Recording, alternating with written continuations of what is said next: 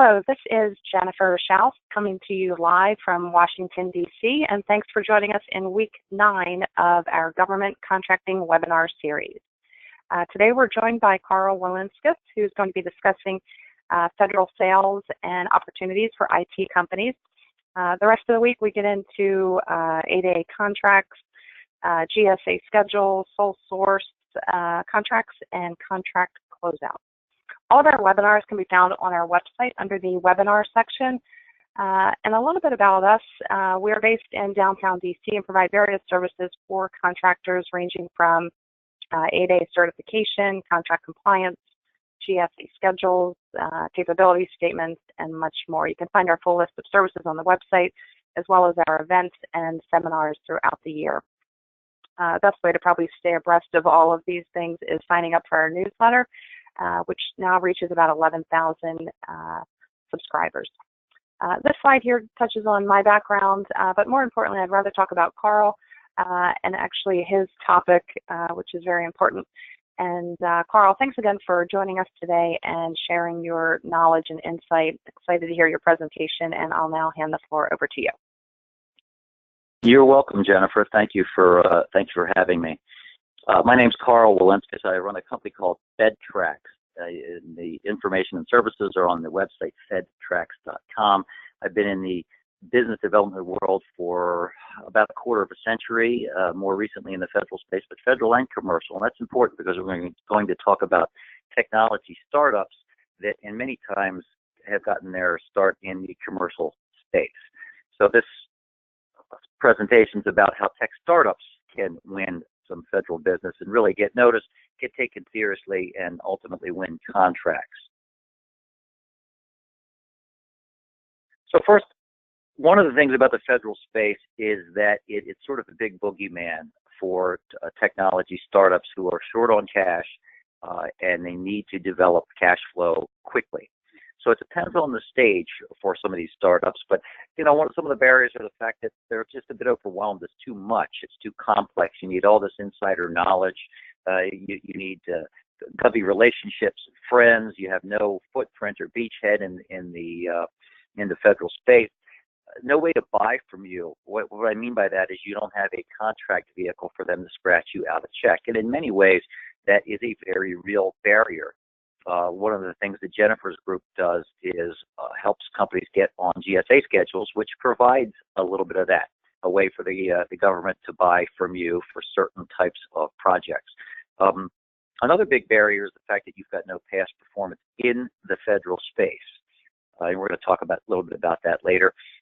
In particular, many of the government contractors that go and solicit business who are small businesses do so because they have what's called a socioeconomic advantage. That could be a small minority-owned, women-owned business, a federal disadvantaged veteran-owned business. Those are some things that you may or may not have. They are things that give you more opportunities or limit the competition, but by no means the only vehicle or the pathway to federal business. The one thing I will point out is there is really no quick process to what we call a plan of record. You may have seen POR, or an agency-wide contract.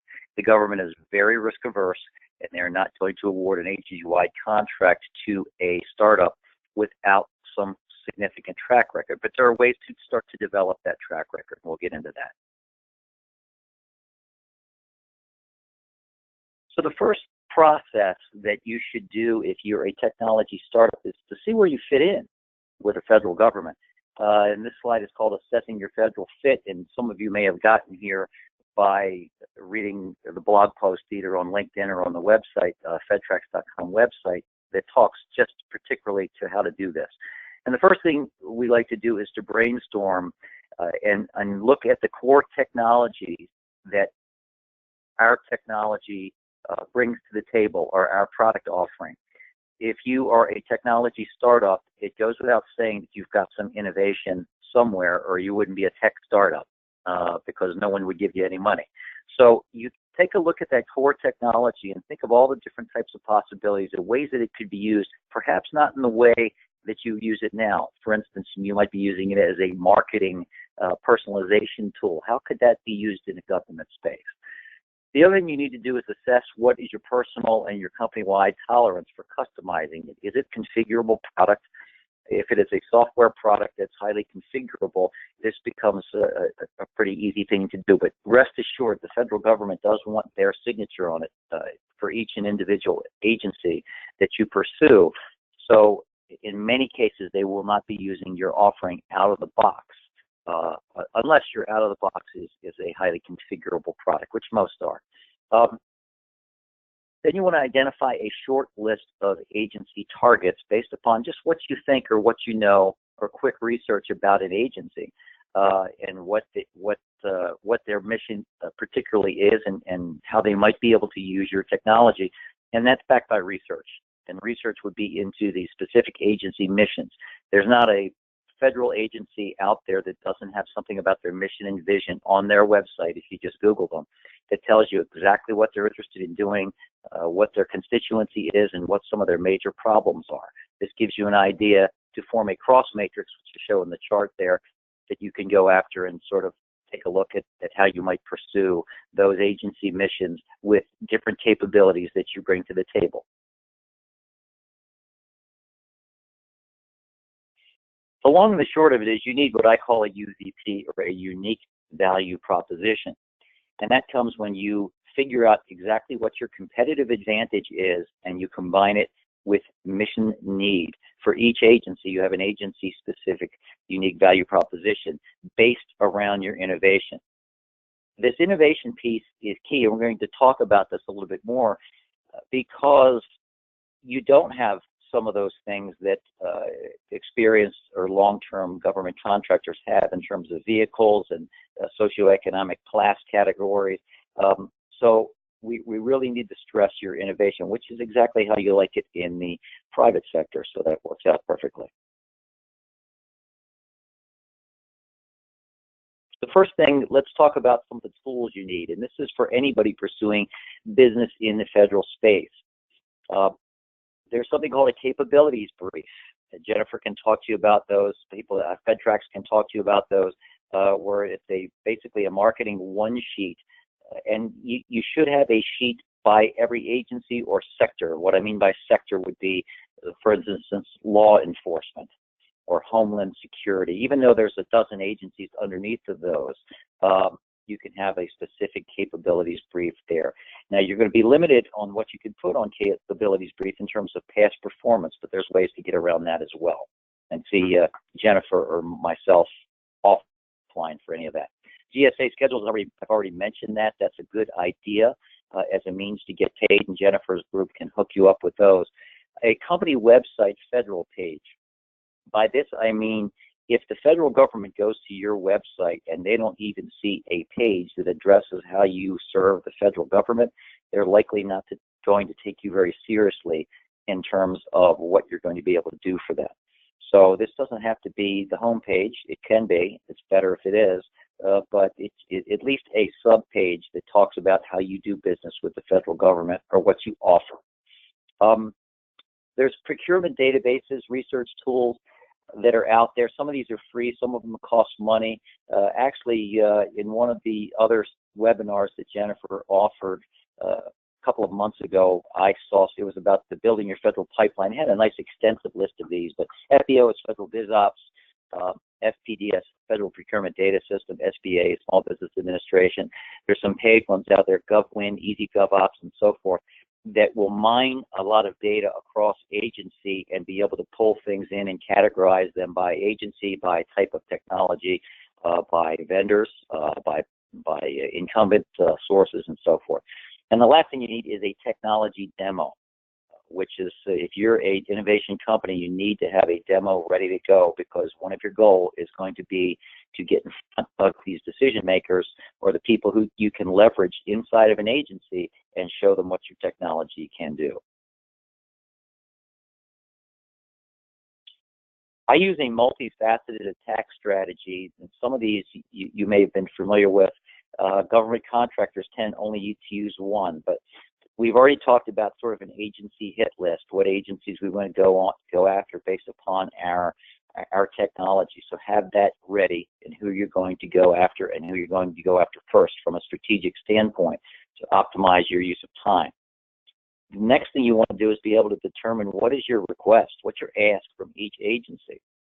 That means a different, unique value proposition message, and also have your differentiators handy.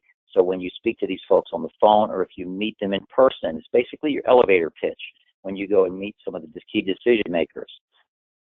The other thing you can do is determine teaming partners. These are people who are already in the space. They can be large companies like SAIC and Booz Allen. They can be small companies that are what's called 8A designations who have access to some sole source contracts. Either way, teaming partners are something that we're going to talk about a little bit in a couple of slides. Identify the people you need to talk to and determine how are you going to reach them, where do they live, where do they hang out, when can you get hold of them, and then who's going to go and do that outreach, because it can be extensive. The business just doesn't come to you, and the federal decision makers and program officers aren't, in many cases, going out after they're so busy with other things that they're not going to find you. You need to find them. Let's talk about the innovation track, which is the most exciting one for technology startups. The first thing is you need to get in front of these folks at some of these networking events. There's many organizations that feature the federal government as targeted speakers. AFCEA is one for the military. NCMA is the Contract Manufacturing Association. APMP, Proposal Management. HIMSS, which is the healthcare in NCA. NCA is very different from HIMSS in other states because they tend to deal with private sector business. HIMSS NCA is all about the federal business and healthcare, meaning Veterans Administration and so forth. GTSC is specific to Homeland Security, an organization in and around the DC, and there are others. What you want to do is target the speakers, connect with them before the event, and after they speak, connect with them after the event. If you can't get a hold of them, connect with them on LinkedIn. What I find is that a lot of the federal bigwigs and a lot of these agencies are very available on LinkedIn because they never know when their next career is going to happen when an administration changes.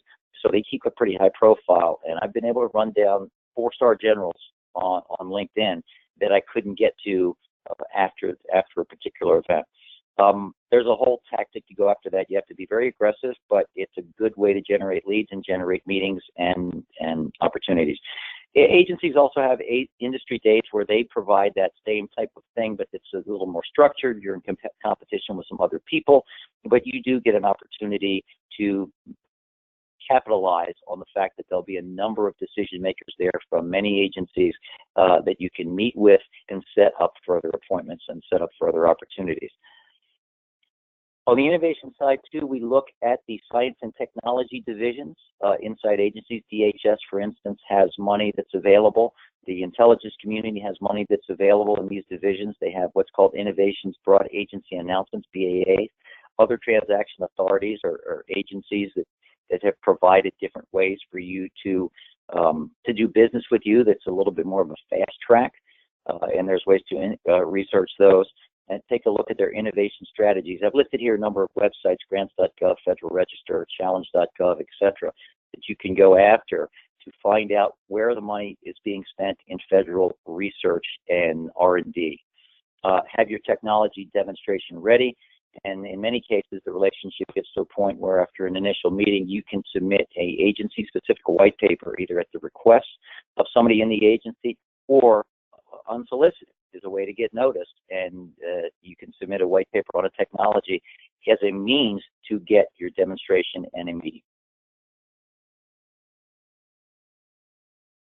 This is just a particular example. This came from the Intelligence Community Science and Technology Investment Landscape by the Office of the Director of National Intelligence, and they tell you very specifically what they're looking into. This was a 4-year period.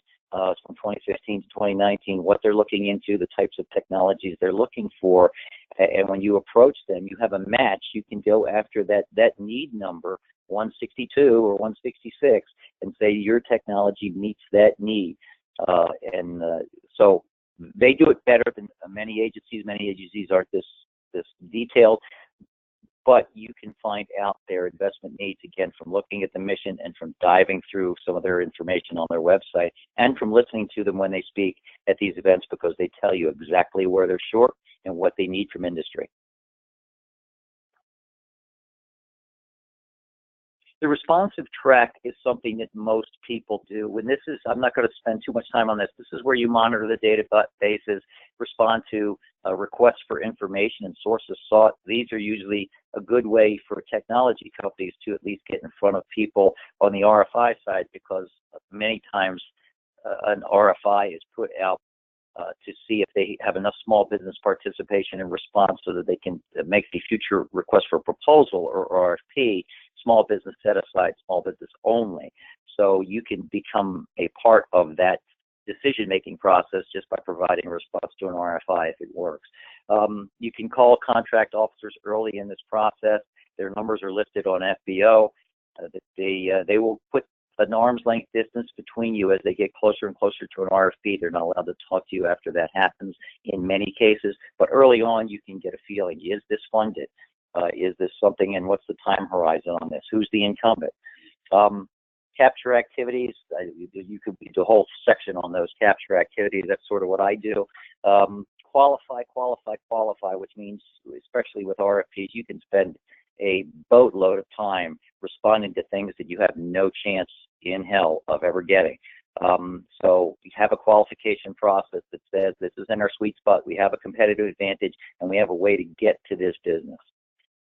And then your ID requirements and price to win. Those are, this is typically, you're looking at the RFP response, perhaps say on a GSA schedule, IT-70. This is the tools of the trade that you need for this responsive track.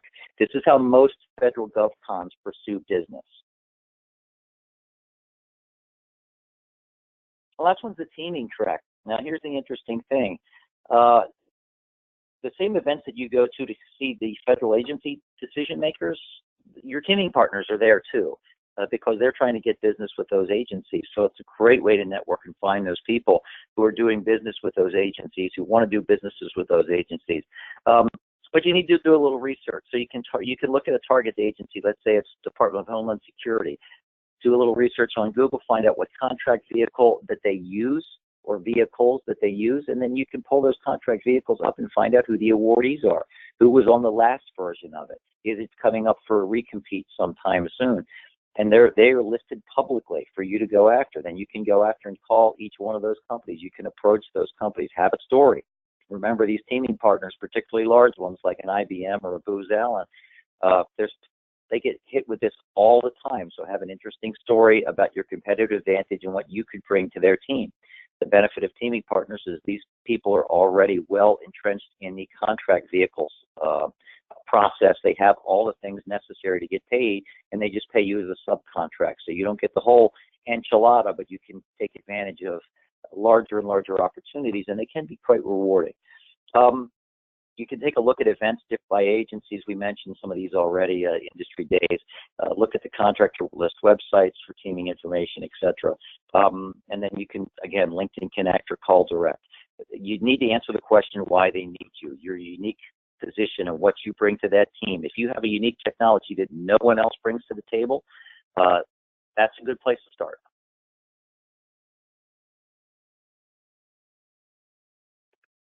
Thanks, Carl, for that's it. Super. Thanks, Carl, for a great presentation. Obviously, it takes hard work and grit. There's no magic bullet here, but I think Carl gave everybody a great overview and some things to implement in their strategic business plans. If you need further help with any of that, or if you have questions about today's presentation, Carl's contact information is here. He's a great guy, very knowledgeable, as you can tell, and easy to work with. So please feel free to add him to your network and reach out to him directly. As I mentioned, this week and next week we'll wrap up this part of our government contracting webinar series. All of the webinars are complimentary. They are recorded. We're going to get into more detail on GSA schedules, 8A certification, sole source contracts for all of the set-aside programs, and contract closeout. So check our website for the full schedule, and all the recordings are listed there as well. Thanks again, everybody, for joining us today, and thanks again, Carl. Thank you, Jennifer. Bye-bye. Bye-bye.